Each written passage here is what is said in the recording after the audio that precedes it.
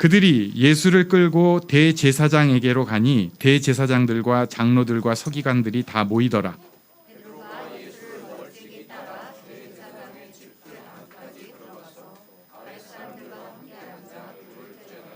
베드로는 아랫뜰에 있더니 대제사장의 여종 하나가 와서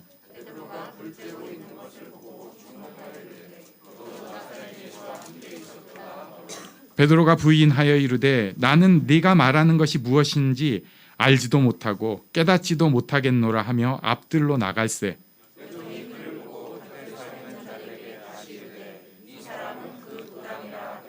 또 부인하더라. 조금 후에 곁에 서 있는 사람들이 다시 베드로에게 말하되 너도 갈릴리 사람이니 참으로 그 도당이니라.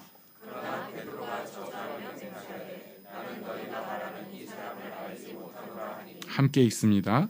닭이 곧 두 번째 울더라.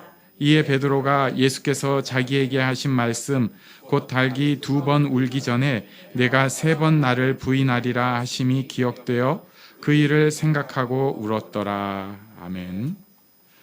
지난 주일에 우리는 예수님께서 신문당하시는 장면을 보았습니다. 증언들이 중구난방이어가지고 결국은 대제사장이 주도적이 돼서, 그래서 하나님 앞에서는 어떻게 보면 하나님을 대신하는 역할까지 하는 대제사장이 하나님 뜻을 잘 모르고 하나님을 가장 대항하는, 하나님과 싸우는 그런 모양이 되어버린 것을 보았습니다. 오늘 53절과 54절은 그 신문 전의 말씀입니다. 사람들이 예수님 재판하기 위해서 다 모여들고 있습니다. 제자들은 그 전에 다 싹 도망가 버렸습니다. 심지어 52절에 보면은 옷까지 벌거벗고 도망간, 그 정도로 싹 다 도망가 버렸습니다. 우리 편은 다 사라져 버렸고 대적들만 모여들고 있는 상황인데 54절 우리 같이 읽겠습니다. 시작. 베드로가 예수를 멀찍이 따라 대제사장의 집들 안까지 들어가서 아랫사람들과 함께 앉아 불을 쬐더라. 아멘. 베드로 다 도망간 상황인데 그래도 예수님을 따라갔습니다. 대제사장 집들 안까지 들어갔습니다. 여기서 이제 멀찍이 따라갔다고 굉장히 막 뭐라고 하기도 해요. 근데 지금 다 도망갔다니까요. 멀찍이라도 따라간 게 어디예요? 따라간 게. 베드로는 다른 사람들과는 다른 목숨을 거는 열정이 있는 사람입니다.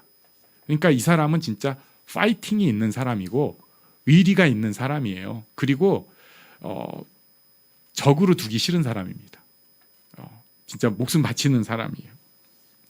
그때 예수님에 대한 재판이 있었습니다. 예수님은 사형으로 정죄 당해 버리셨어요. 재판의 결과는 너 사형이다. 그리고 사람들이 예수님 눈을 가리고 주먹으로 치면서 누군지 맞춰봐라. 네가 선지자면 맞춰볼래? 손바닥으로 치고 침 뱉고 이런 상황입니다. 이때까지도 베드로는 아랫뜰에 있었습니다. 66절에 보니까 대제사장의 여종 하나가 와서 고발을 하고 있습니다. 우리 67절을 같이 읽겠습니다. 시작. 베드로가 불 쬐고 있는 것을 보고 주목하여 이르되 너도 나사렛 예수와 함께 있었도다 하거늘. 숯불에 얼굴이 벌겋게 보이니까 너도 지금 사형으로 고발당한 나사렛 예수와 함께 있었지 않는가? 지금 사형하면서 막 죽여라, 그리고 뭐 놀리고 네가 선지자냐 막 외치고 있는 그런 무서운 분위기. 예수님 편은 아무도 없는 상황인데 그때 너도 그 편 아니야? 이 여자애가, 여종이라는 표현은 사실은 별 볼 일 없는 사람이라는 것을 함의하고 있습니다. 뭐 대단한 대제사장이 얘기하거나 어떤 유력한 사람이 얘기하는 게 아니라 그냥 불 쬐고 있는 얼굴 보고 아무것도 아닌 여자아이가 지나가다가 너도 그 편 아니야? 이런 식으로 얘기를 합니다. 그런데 베드로가 강하게 얘기했습니다. 68절도 우리 한번 같이 읽습니다. 시작. 베드로가 부인하여 이르되 나는 네가 말하는 것이 무엇인지 알지도 못하고 깨닫지도 못하겠노라 하며 앞들로 나가 있어요. 무슨 소린지 알지도 깨닫지도 못하겠다. 그러면서 아랫뜰 밖으로 나갔습니다. 알지도 깨닫지도 못하겠다. 이게 베드로가 직접 얘기를 한 건데요. 지금 자기에 대해서 모르는 거예요. 알지도 깨닫지도 못하고 있습니다. 우리가 예수님에 대해서 배웠잖아요. 또 제자 훈련을 굉장히 빡세게 시키는 데도 있습니다. 그래가지고 근처에 있는 어떤 교회는 제가 저번에도 얘기를 들었는데 거기 다니시는 분이 막 자부심을 느끼더라고요. 우리 훈련 장난 아니라고. 또 실제로 그런 여러 훈련을 통해서 정말 귀한 사역이라고 할 수 있는 참 의미 있다 이런 사역을 해내요.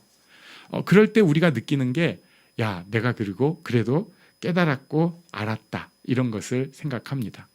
베드로도 그런 거 느꼈을 때가 여러 번 있었을 것입니다. 예수님 앞에 주는 그리스도시요 살아계신 하나님의 아들이십니다 얘기했을 때 바요나 시모나 칭찬받았어요. 요나의 아들 시모나. 또 예수님께서 예루살렘 성에 들어오실 때 사람들이랑 더불어서 호산나 다윗의 자손이여 주의 이름으로 오시는 이여 호산나 막 이렇게 외칠 때 내가 알았다 깨달았다 생각을 했을 것입니다. 예수님의 많은 가르침 비유들에 대해서 알 듯 모를 듯 하지만 그 속에 있는 어떤 흐름을 예수님 옆에 있으니까 느꼈을 거예요. 감동도 받고 그러면서 내가 좀 알고 내가 좀 깨달았지라고 느꼈는데 그런데요. 우리도 몇십 년 동안 예수님에 대해서 배웠는데 신앙생활을 했는데 알지도 깨닫지도 못하는구나 라는 순간들이 있습니다. 진짜 내가 예수님을 알고 있는가? 내가 하나님에 대해서 정말 내 진심으로 알고 있는가? 하는 순간들이 있어요. 지금 베드로가 자기 자신의 상황을 자기도 모르게 얘기를 하고 있는 거예요. 그것을 마가가 아주 예리하게 콱 찍어서 얘기했습니다. 알지도 깨닫지도 못한다. 그래서 피했는데 거기도 안전하지 않았습니다. 69절에서 알지도 깨닫지도 못합니다라고 하고 여종이 그를 보고 곁에 서 있는 자들에게 다시 얘기를 했습니다. 이 사람은 그 한편이다. 이 사람도 예수랑 한편이에요. 베드로가 완전히 당황해서 또 아니요라고 했습니다. 70절에 보니까 주변 사람들이 네 말이 지금 갈릴리 사투리잖아. 너 급해거리 맞네. 그랬더니 베드로가 71절에 얘기를 합니다. 저주하여 맹세하되 요즘 우리말로 쓰면 내 손에 장을 지지겠소. 절대 아니라니까. 내가 진짜 하늘을 두고 맹세하는데 나 그 사람 몰라. 근데 그때 예수님께서 예언하신 대로 닭이 울었습니다. 우리 72절을 같이 읽겠습니다. 시작. 닭이 곧 두 번째 울더라. 이에 베드로가 예수께서 자기에게 하신 말씀 곧 닭이 두 번 울기 전에 내가 세 번 나를 부인하리라 하심이 기억되어 그 일을 생각하고 울었더라. 아멘. 베드로가 예수님의 말씀이 그 순간 생각이 나서 울었다고 표현을 합니다. 베드로 인생에 여러 가지 부끄러운 순간들이 있어요. 제가 또 베드로 뒷조사하고 여기서 또 한 번 까발리기는 좀 죄송한 마음도 있어서 그냥 덮어주겠습니다. 근데 한두 건이 아니에요. 그런데도 그 중에서도 가장 힘든 상황이 바로 지금입니다. 우리 인생에서 가장 힘든 일이 무엇입니까? 어떤 사람은 뭐 철학적으로 이렇게 얘기해요. 지금입니다. 인생이 고운데 내가 바로 지금이 가장 힘든 것 같아요. 그런데 우리 알잖아요. 진짜 힘든 순간들이 있어요. 뭐 지금이신 분도 있고 그때였을 분도 있고 그럴 거예요. 도망가 버린 다른 제자들도 부끄럽고 창피해 할 수 있어요. 같이 도망간 거잖아요. 근데 베드로는 이게 좀 느낌이 다릅니다. 베드로는 그럴 수 없는 인간이에요. 다른 사람 다 도망가도 베드로는 그게 안 되는 사람이에요. 다 기도하고 어리버버 뭐 자다가 깨가지고 멍멍하고 있을 때 예수님 잡으러 온다고 할 때 칼 빼들 수 있는 그런 사람이에요. 다 가만히 있어도 나 죽여 하면서 칼 확 휘두르고 뭐 그러면서 예수님은 내가 뭐 할 거야 이럴 수 있는 사람이에요. 그리고 그게 진심이고 진짜 그 끓는 열정이 있는 사람이라고요. 그런데 그 사람이 자기 입으로 난 몰라. 난 전혀 무슨 얘기하는지 알지도 깨닫지도 못하겠어. 이런 얘기를 한 거예요. 다른 사람은 몰라도 베드로는 이거 완전히 자기가 없어지는, 정말 스스로에 대해서 내가 차라리 나지 않았으면 좋을 뻔했다 라고 느낄 수 있는 그런 상황입니다. 나중에 베드로가 반추해 보면서도 이랬을지 몰라요. 내가 절대 그럴 사람이 아닌데 왜 그랬을까? 왜 그랬을까? 저는 감히 베드로를 평가할 주제가 전혀 안 되지만 그래도 성경을 통해서 하나님께서 이런 일을 허락하신 그 이유 그리고 그 진행되는 것을 두 가지 보려고 합니다. 첫 번째는 하나님은 나를 정확하게 잘 아신다는 것을 우리가 알아야 합니다. 베드로의 스타일, 기질, 뭘 좋아하고 뭐에 꽂히고 어떤 약점이 있고 어떤 강함이 있는 거 하나님이 가장 잘 아셨어요. 나에 대해서도 마찬가지입니다. 다 아세요.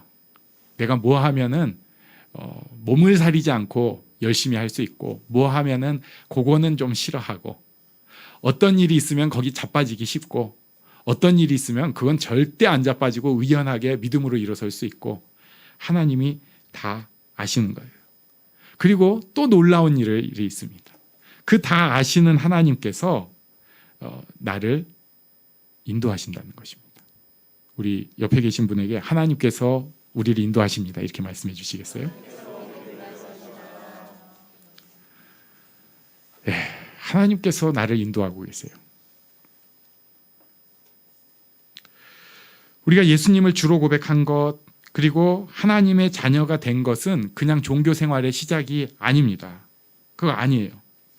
하나님의 인도하심을 느끼고 누릴 수 있는 사람이 되었다는 것입니다. 하나님의 인도하심을 구할 수 있는 사람이 되었다는 것입니다. 하나님은 나를 포기하지 않고 하나님은 나를 디테일하게 인도하신, 지금 내 상황을 다 아시고 그 가운데 역사하시는 분이 된 것을 바로 우리가 예수를 주로 고백한 그 순간입니다. 잠깐 한눈 파셔가지고 내가 낭떠러지로 떨어지고 이러지 않아요. 이러지 않아요. 그것을 성경은 눈동자같이 지키신다고 표현을 하고 있습니다. 그런데 말이죠. 다 아시는 하나님께서 왜 베드로한테 이렇게까지 하셔야 합니까? 안 그러셔도 되잖아요. 베드로의 강점을 살려주시고 다 아시니까 적당히 이 상황을 이렇게 넘어가게 하셔도 큰 탈이 없잖아요. 그렇게 못 하셔요? 하실 수 있는 분인데 다른 제자들이랑 같이 어떻게 누구한테 끌려가지고 피했으면 같이 도망갔다 이렇게 묻어질 수도 있잖아요. 아니면 불 쬐고 있는데 사람들이 몰라가지고 베드로가 스스로 예수님의 마지막까지 이렇게 끝까지 멀찍이지만 쫓아가가지고 나는 그래도 예수님의 그때를 지켰어. 나는 부족하지만 멀리 있었지만 의리 지킨 사람이, 이렇게 하실 수 있잖아요. 근데도 하나님께서는 딱 그 여종 통해서 들쑤시고 마음을 뒤집어 놓고 또 베드로가 그때 짐짓 거짓말을 안 하면서 무슨 소리야 뭐 이렇게 할 수도 있을 거예요. 근데 거기서 나 절대 아니야 뭐 이래가면서 창피하게, 이거 진짜 어렵습니다. 왜 이러셨을까? 하나님께서 베드로를 너무 잘 아시기 때문에, 인도하시기 때문에 이런 일이 생긴 것입니다. 하나님께서 나를 너무 잘 아시고 나를 인도하시기 때문에 생기는 일입니다. 어떻게 보면은 잔인합니다. 많이 심합니다. 그래서 순간 우리가 분노할 수 있어요. 분노합니다. 배신감도 느낍니다. 그냥 쉬운 말로 삐져요. 이건 좀 너무하신다.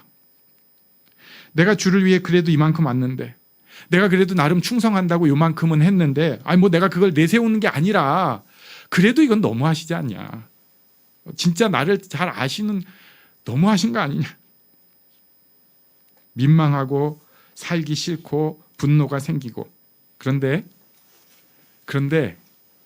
이 일이 있어야 하나님의 일을 제대로 알기 시작합니다. 진짜 알고 깨닫는 것은 성경을 백독한다고 알고 깨닫는 게 아니에요. 물론 백독하면 좋겠습니다. 예.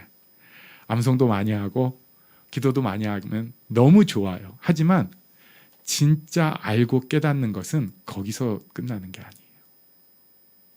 하나님께서 직접 하시는 디테일한 훈련 속에서 우리가 하나님에 대해서, 그 사랑에 대해서, 하나님이 원하시는 일에 대해서 알고 깨달아 갈 수 있게 됩니다. 아는 것 같은데 사실은 모른다는 거예요. 하나님 나라가 무엇인지, 하나님의 그 사랑이 무엇인지, 예수님께서 우리를 위해 하시고 지금 내가 어떤 일을 하기를 원하시는지 아는 것 같은데 모른다는 것이에요. 그래서 시편 119편 71절에서 이런 고백을 하게 됩니다. 우리 잘 아는 말씀이지만 한번 같이 읽습니다. 시작. 고난 당한 것이 내게 유익이라. 이로 말미암아 내가 주의 율례들을 배우게 되었나이다. 아멘. 고난 당한 것이 내게 유익이라. 이로 말미암아 내가 주의 율례들을 배우게 되었나이다. 하나님 뜻을 배우게 됩니다. 인간적인 생각으로는 저 사람이 저런 고난이 없었으면 훨씬 하나님을 위해서 귀한 일을 할 수 있지 않았겠느냐. 저 사람이 저 일을 겪지 않았으면 저 사람을 통해서 하나님께서 영광을 훨씬 받으셨을 거야.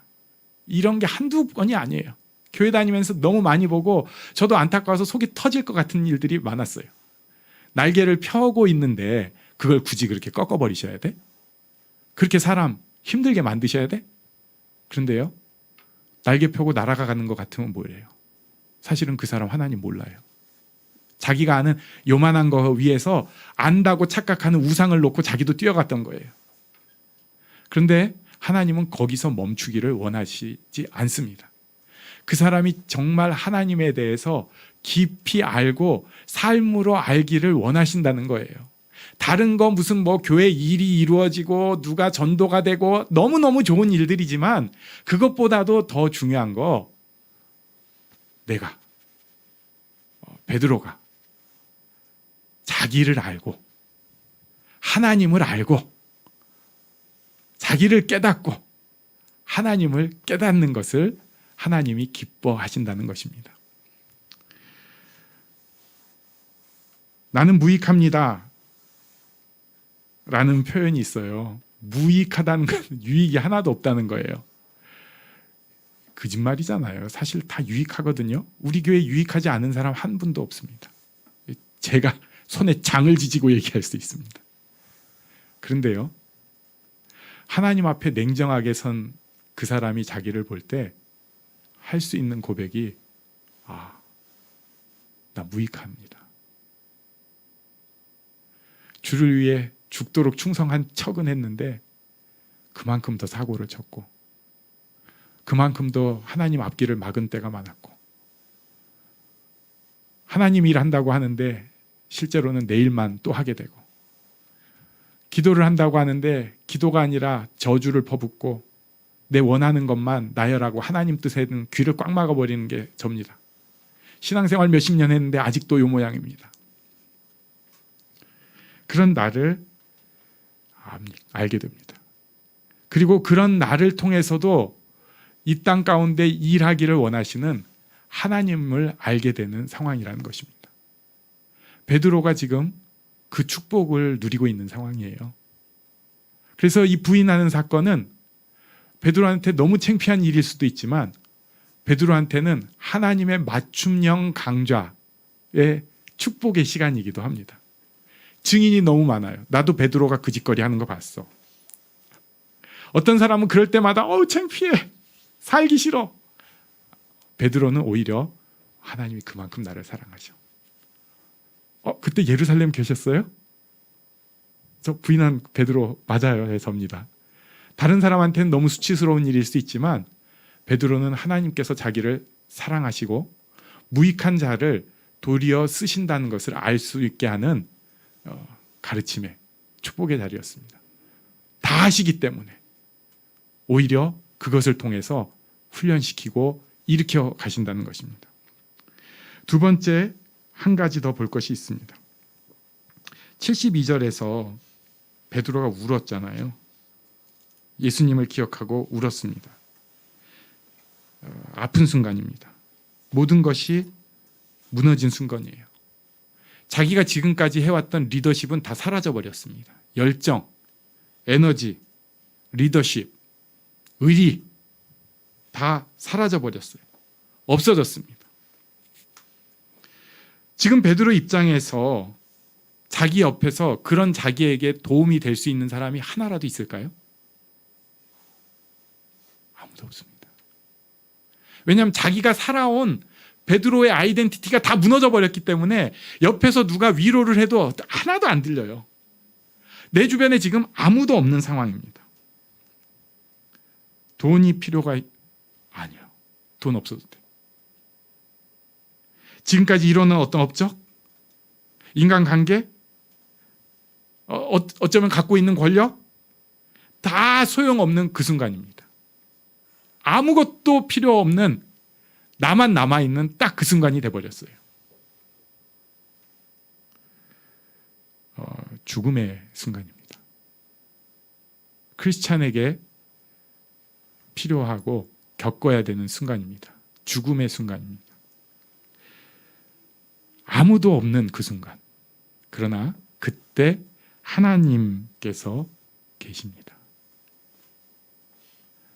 아무도 없기 때문에 하나님이 제대로 드러나 보이고 제대로 만날 수 있는 거예요. 적당히 어려울 때는요, 돈도 필요하고 사람도 필요하고 노하우도 필요하고 다 그래요. 근데 진짜 마지막 그 절체절명의 순간에는 아무것도 필요하지 않습니다. 하나님밖에 없습니다. 그래서 하나님을 대면하여 볼 수 있고 하나님을 느끼게 됩니다. 역시 시편 기자가 이것을 이렇게 고백을 했습니다. 우리 시편 73편 말씀을 같이 읽겠습니다. 시작. 하나님께 가까이 함이 내게 복이라. 내가 주 여호와를 나의 피난처로 삼아 주의 모든 행적을 전파하리이다. 아멘. 이때 느낄 수 있는 하나님의 복이 있어요. 우리가 지금 베드로와 같은 고난을 겪고 있는지 모르겠습니다. 겪고 있는 분도 있을 거고요. 또는 과거에 어떤 순간이 이런 순간이었을지도 모르겠습니다. 중요한 것은 이거 그냥 괜히 일어난 일 아니라는 거예요. 이거 하나님 손해신데 이런 일을 왜 하셔? 하나님은 손해실지도 모르겠어요. 근데 나한테는 그게 꼭 필요한 일이라는 거예요. 내 인생에 이게 이해는 안 되지만 축복이라는 것입니다. 아니 이 일은 없어야지. 아니 그럼 나 살리려고 내가 주변 사람들을 이렇게 고통스럽게 만드신 그랬다는 거예요. 나를 얻으시려고. 내 머리로는 이해가 안 되죠. 그러나 하나님은 그만큼 나를 디테일하게 알고 사랑하시고 인도하십니다. 그 하나님을 우리가 깨닫고 알아가는 이 축복을 누리기를 원합니다. 하나님께서는 우리를 생각보다 너무 귀하게 여기고 계세요. 그냥 묻어서 그냥 가라. 절대 그러지 않으시고 딱 찍어서 안 그러셔도 되는데 놀라운 방법으로 인도하시는 분입니다. 이것을 믿음으로 하나님을 알아가고 또 내가 이 땅에서 할 일을 깨달아가는 복된 우리가 되기를 바랍니다. 아멘. 우리 잠시 일어나서 기도하겠습니다.